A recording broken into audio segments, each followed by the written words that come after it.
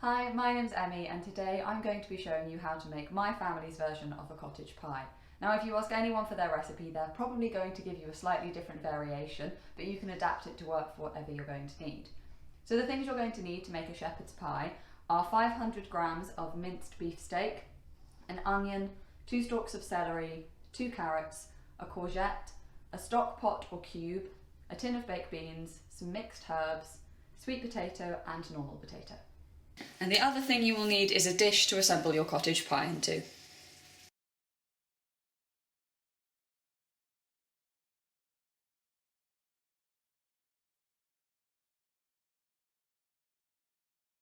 So the first thing we're going to do is chop and prepare all of our veg so they're ready to go when we're cooking. The first thing we're going to chop is the onion.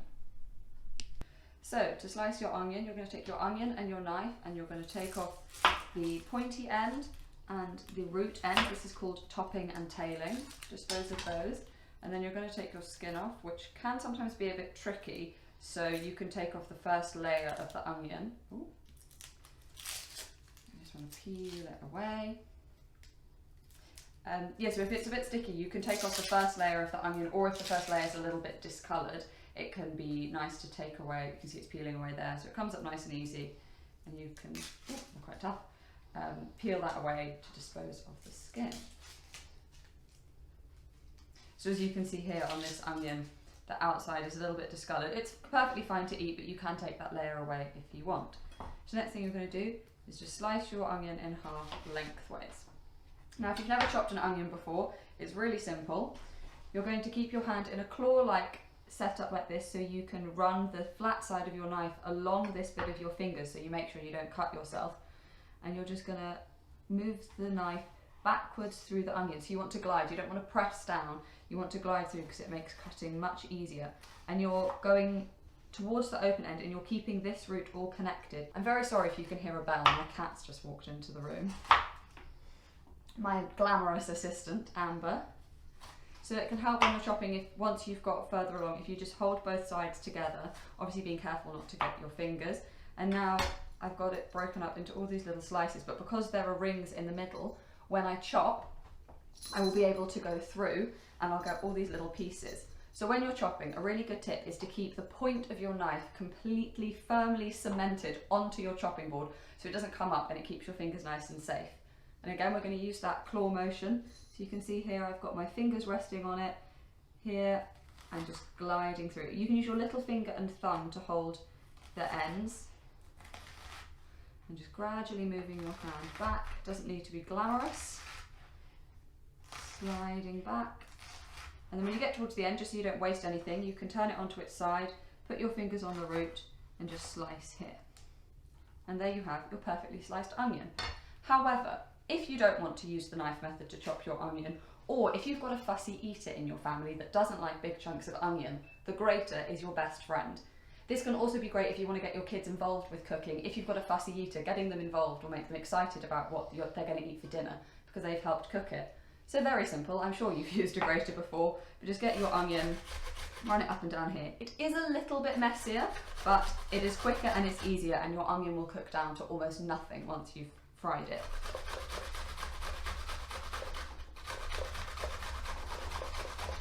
And obviously when you get to the end, the outer layers might come off here, so I'm just going to take those off because I don't want to cut my fingers. Oh, my eyes! And then just at the end, obviously being careful of your fingers, and it can help to kind of keep the weight on the root because that's the bit you don't want to eat. And there we have it. Some very finely grated onion. Sorry if I look a little tearful, the onions are still getting to me. The next thing we're going to do is our carrots. So first step is just peeling them. You can keep the skins on if you like, but personally I prefer to remove the skins, and you don't lose that much carrot when you do it. So peel it off like that. And then again, topping and tailing, taking off the top and the bottom, using that claw-like setup to keep your fingers nice and safe. Now the easiest way to chop a carrot, take it down the middle, a little bit of brute force needed, and then just keeping the tip of the knife on the board like with the onion, and just moving it along from the end, and then when you get close enough, just using the claw setup again. Now, if you have a fussy eater that doesn't like carrots then, the grater is your best friend. Take your carrot, and very quickly you get lots of nice shreds of carrot that will cook down to almost nothing when you're frying it up, so it will disappear into the mix. So the next veg you're going to prep are your courgette and your celery, and you're going to do it in exactly the same way you did the carrot, top and tailing the courgette, top and tailing the celery, and grating it and putting it with your grated carrot. So before we start assembling our cottage pie, I just wanted to quickly talk about the meat we're using.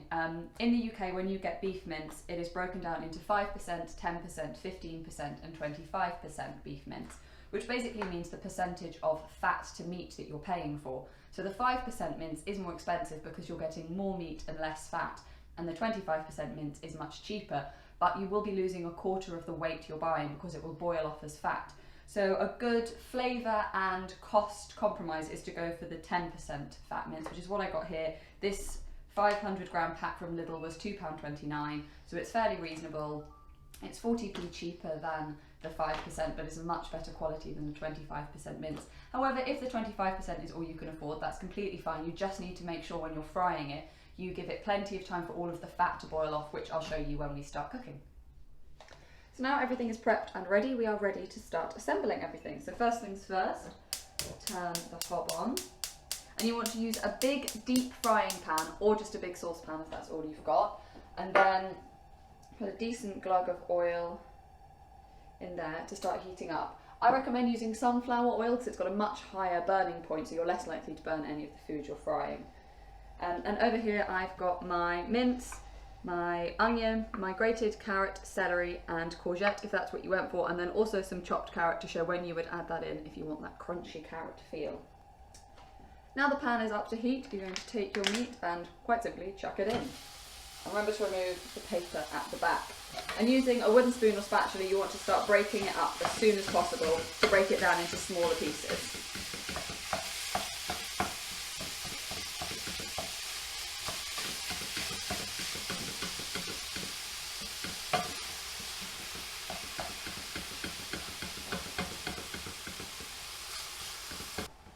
So as you can see now, my meat is almost completely browned, but just as I tip it to the side, all of that liquid there is the fat. So you just want to keep it moving so it doesn't stick to the bottom until almost all of that fat is gone. Now you can hear it's really beginning to sizzle more, and that's because all of the fat has rendered off. Oh, just throw it all over the stove where I don't like. So I'm going to take this off the heat and transfer it into a bowl so I can fry the rest of our ingredients.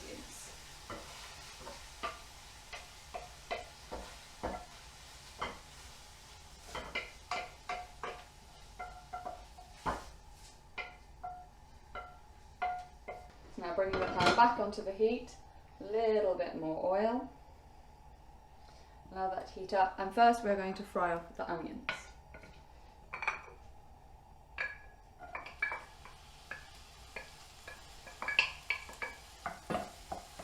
You want to keep these moving, especially if you've grated them, because they are prone to stick to the bottom of the pan and burn.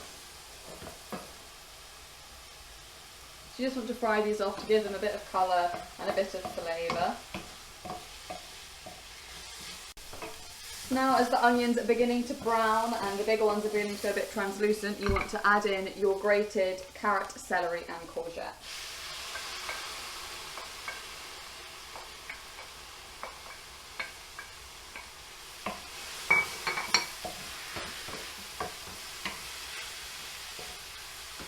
Adding in the grated veg is a really good way to get veg into your kids, but also it's a good way to bulk out your meal. The courgette especially will shrink because it has quite a lot of water in it.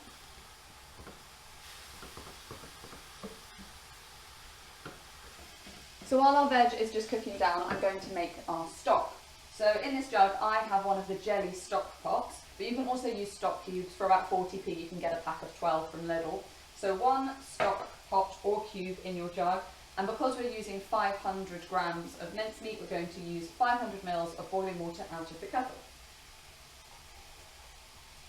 Doesn't need to be exact, but approximately 500 mils. And then take a fork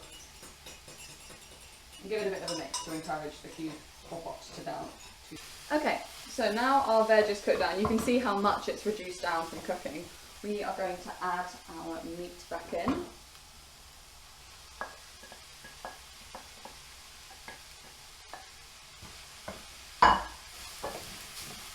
Mix it all together.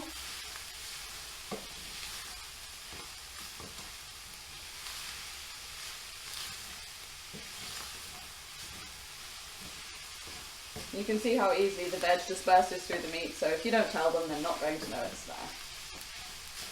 And then add in our 500 ml of stock.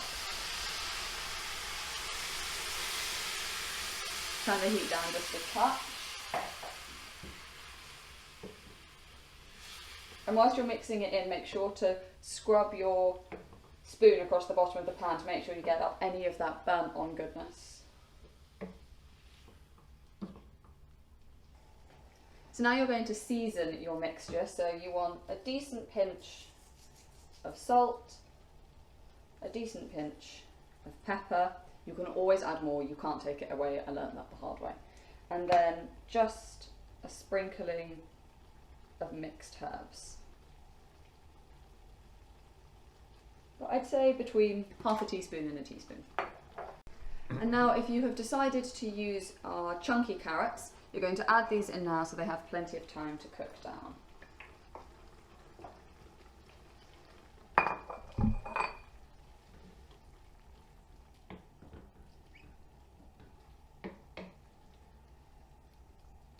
And now we're going to leave that to simmer away for 10 to 15 minutes. So whilst our meat mixture is cooking behind me, I'm going to start prepping the mash for the top. Now you can just use 3 normal potatoes if you want to, but again, a great way to get veg into your kids is to hide it from them, so I like putting a sweet potato in. So first thing first, we're just going to peel them.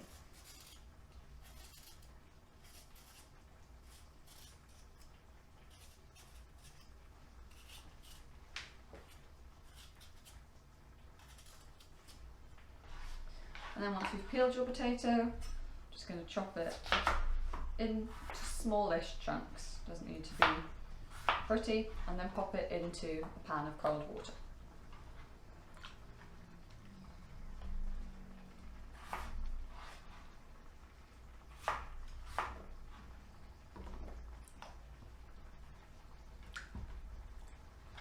Exactly the same process for the sweet potato.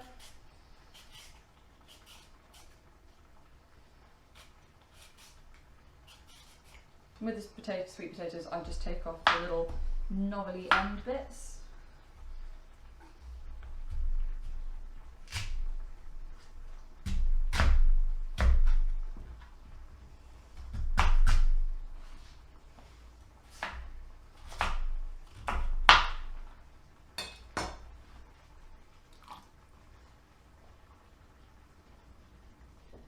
So now our potatoes are all chopped and in cool water. We're going to add pinch of salt to the water and turn the heat on.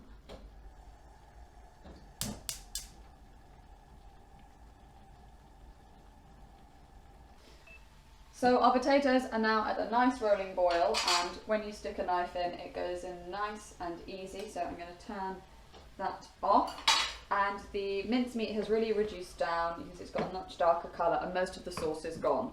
Now in my family, we add baked beans when we make cottage pie. You don't have to if you don't want to, but it's another veg, it bulks it out and it gives it quite a nice tomatoey sauce. So I'm using Heinz, you can use any brand, so I'm just going to whack those in.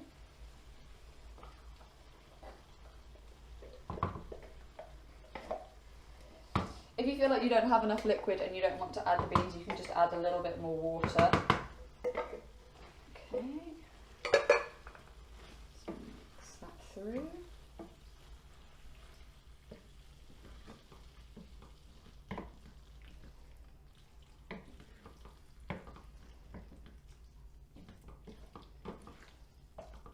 I'm going to turn that onto a low heat whilst we deal with the potatoes. So, I'm going to strain them first. Hopefully left loads of stuff in my sink.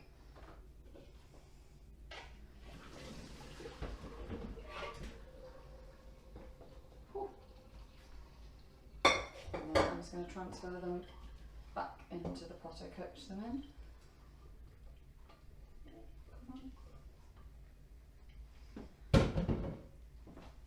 So when it comes to making mash, you can go as simple or as complicated as you like. You can just mash it straight as it is with some salt and pepper. If you have it, you can add milk. And if you want to be a little bit more extravagant, you can add butter or creme fraiche, but really milk or just salt and pepper is plenty. So, season. Don't ask why they're springs, I have no idea.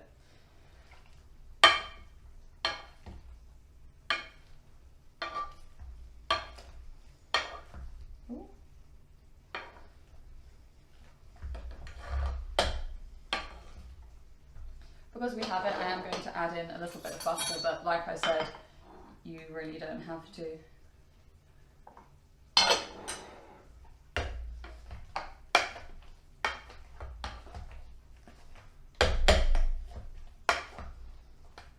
And you just want to get it as smooth as your family likes it. I personally like it quite smooth, but if you like it a bit chunky, leave it chunky.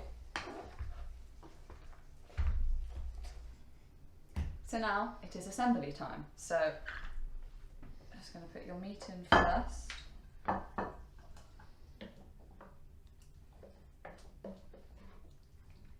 If you wanted to, you could do it into smaller containers and freeze it if you're doing some meal prep.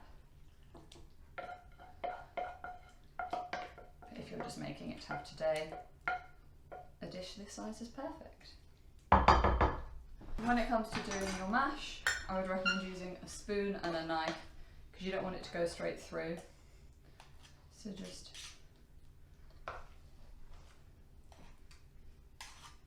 spooning it on.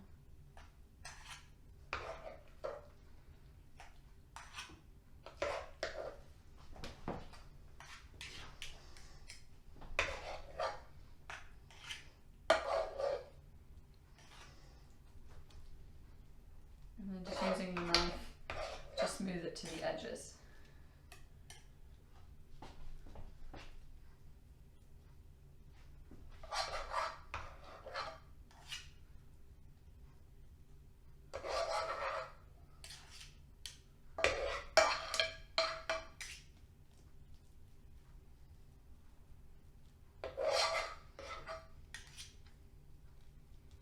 It would be quite nice if you leave it fairly textured, because then you get some quite nice crispy bits.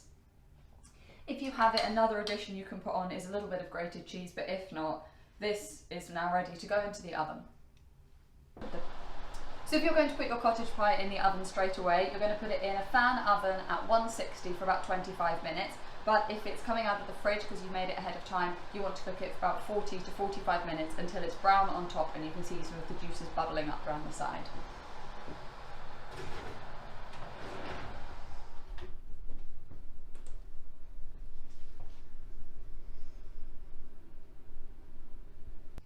So I hope you found that helpful, and like I said, you can add in or take out any ingredients that you want to make it your own, and I recommend serving it with peas and lots of ketchup.